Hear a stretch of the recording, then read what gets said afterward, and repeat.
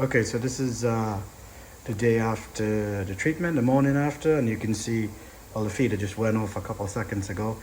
And yeah, you can see the fish all cruising around, doing good. The air was switched off 5 o'clock this morning. The bottom drains air, that I should say, and that was reduced down to just a trickle of air, not jacuzzi blasting. I don't like air aggressively on bottom drains. I don't think it's a good practice anyways, whether treated or not. So the side airs are on and they're about a foot down to 8 inches underwater with air stones. To me, that's the best way to add oxygen to a pond.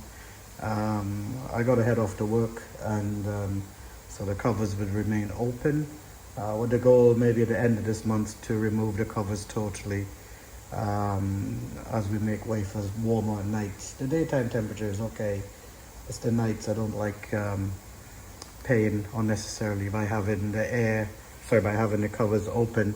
And the way my covers are designed, you might be able to see that it's you get quite a lot of viewing, so the fish are not hidden away as some may think when you cover them. It's all the design of your covers, and it helps to save money more than anything else. So I'm going to head off to work in a minute. So the fish are just all looking good. None of them are clamped on the bottom or gasping at the surface. They all seem fine, feeding fine.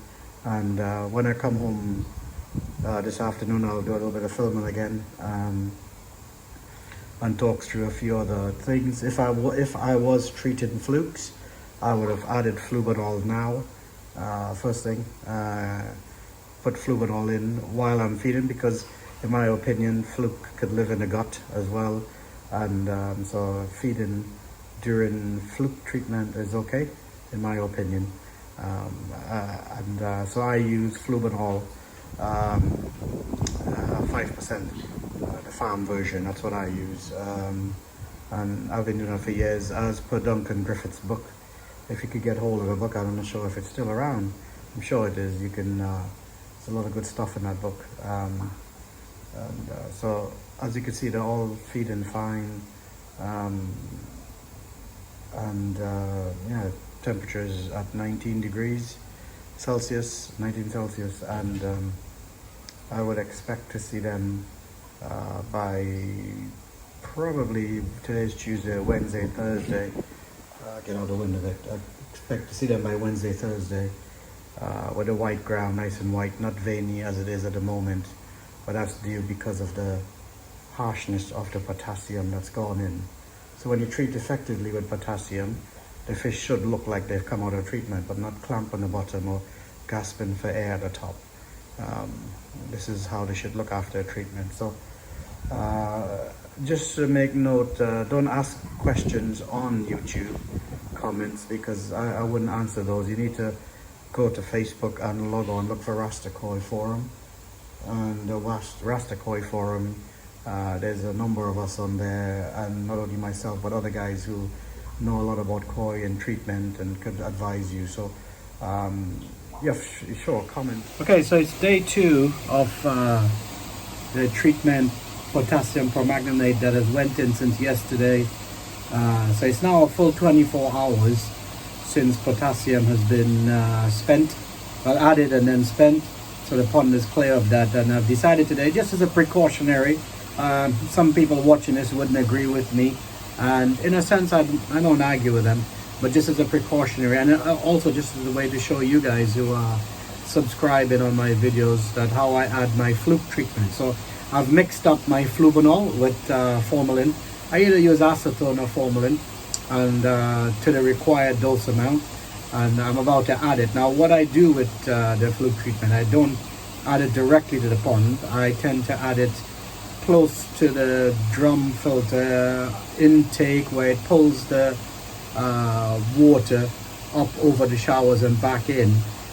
In that way it gets a good mix up in that impeller before it's shot all over the pond. I know you may argue, well, if you're going to pond, at least it will be there, but I turn over my pond twice in the hour, so it still gets around. And like I said, I have not found any flukes whatsoever on the scrapes I've done. That doesn't mean it does not have flukes.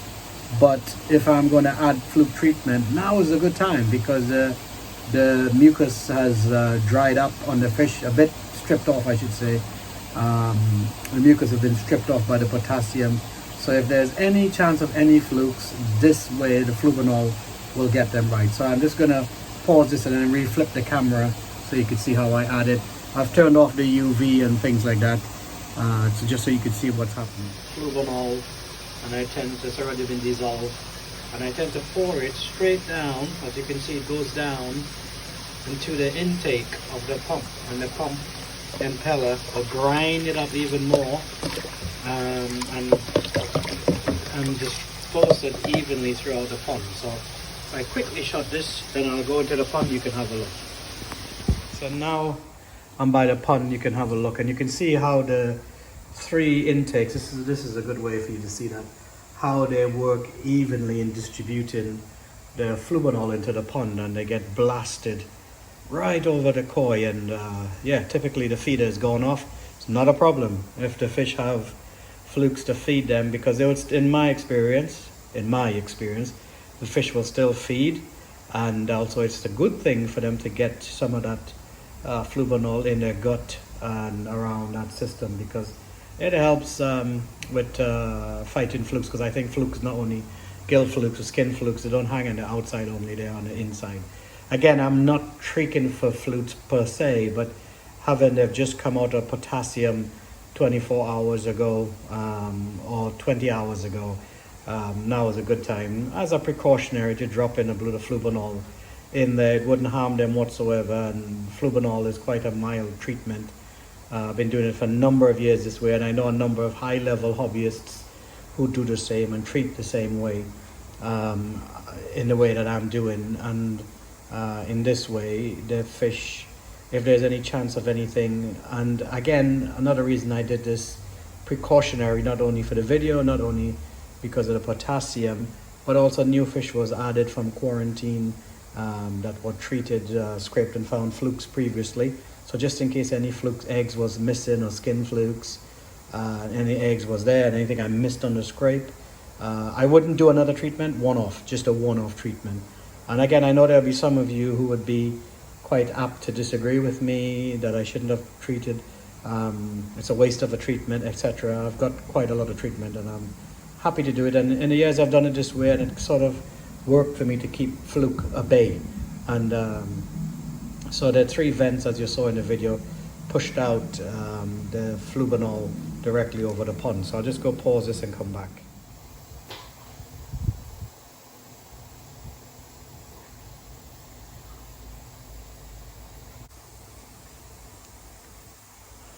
So you can see the fish are feeding happily with the treatment in the pond, and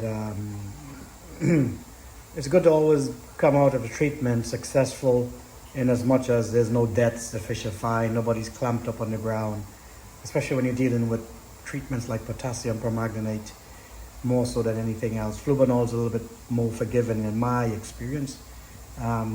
Potassium, not so much. You need to get that right. So they're all feeding happily, moving around, things like that, and it's good to see that they're feeding with the flubanol in the pond. That means that they're ingesting some of the flubanol, which is good, because flukes can live in the gut tract. In my feeling, I've never scientifically checked that and proven that, but in most animals and stuff, flukes is dealt with on the inside. So that's just my gut instinct. So that's all from me for now, and like I say, remain safe, keep yourself safe and self-isolated, whatever you're doing. Look after your fish and your hobby. Support your dealers. They'll be struggling. A lot of businesses will be struggling at this point in time. So, and I know a lot of people themselves will be struggling. So you keep your faith alive, and keep your hobby. Make sure you check your fish, self-isolate your fish, quarantine. All these words are becoming real to koi keepers now. So you can see all that coming to life. So fish are happily feeding. I'll let them get on with it, and I'll edit this video, uploaded it in a bit. But like I said, subscribe, share, and we'll take it from there. So from all of those, and the guys who are hobbyists in Trinidad, that I was meant to be there doing a thing with you as well. just like a meet and greet sort of thing, and eating some food and chatting koi. Unfortunately, that can't happen as Trinidad has shut its borders, so I'm not flying there for this time. But surely in the future I'll be there, because my family's there and that's where I grew up. So Trini privileged that way. So okay, well, that's it for now for Rastakoi. Hopefully you enjoy these videos and share them. The more people we get subscribed to the videos, the more incentives it gives us to make more of these videos. And hopefully you'll see some more new videos come your way soon. Okay, God bless. Okay, so there's Coco. She's on the lawn. So flubanol has been in there for a while. I just knocked the air off. Flubanol, in my experience, don't strip the air out of the water like potassium does. So I tend not to blast it with air, because the fish, a lot of what I do is I observe. Observation plays a key. Now if you see the fish that are feeding there, it sort of shows you that they're eating comfortably. They wouldn't do this with potassium or with malachite formalin in the pond, but with flubanol they will. And in my mind, it's a good way to feed them. It's a good thing, to feed them with fluke treatment in the pond, as they tend to absorb. They would swallow that food, and they would swallow some of that flubanol into their gut, and that would all help combat any of this. So feeding during this season of treatment is not a bad thing. So again, just to recap, yesterday scraped and found a few parasites treated with potassium. That's in video part 1. This is now video part 2. The treatment has now spent over 24 hours. The slime off the fish has pretty much been burnt off, a lot of it. So I made a decision for 3 reasons, and like I gave them earlier, one is also precautionary. It's good that the slime will trip back, so if there's any fluke eggs or skin flukes, gill flukes, anything inside, they will get hit at this point really hard because the treatment's already gone in. Secondly, show you guys how I do it. Look back on the video, you would see what I did. And thirdly, it sort of keeps stuff at bay in what we're doing.